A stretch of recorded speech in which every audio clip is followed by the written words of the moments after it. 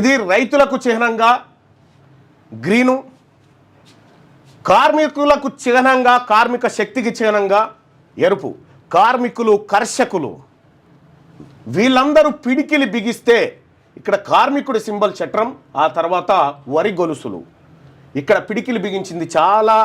ఈ దీన్ని తయారు చేయడం కోసం మా రుద్ర రాజేశం గారు చాలా కష్టపడ్డారు. అనేకమైనటువంటి డిజైన్ల తర్వాత మేధావి లోకం ముందు ఉంచి దీన్ని అప్రూవ్ చేయడం జరిగింది.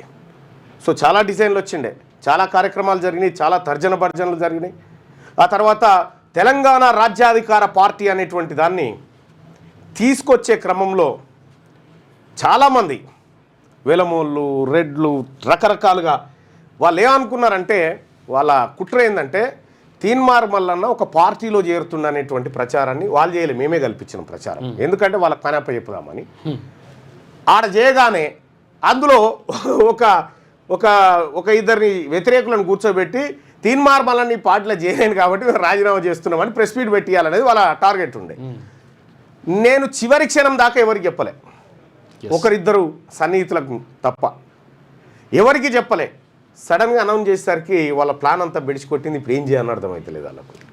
ఒక కుట్ర చేద్దాం అనుకున్నారు వాళ్ళు. అనేక రకాల కుట్రలు, ఒక్కటి కాదు రకరకాల కుట్రలు చేస్తే అన్ని కుట్రలను ఛేదించుకుంటూ ఇవాళ తెలంగాణ రాజ్యాధికార పార్టీ ఆవిష్కృతమైంది.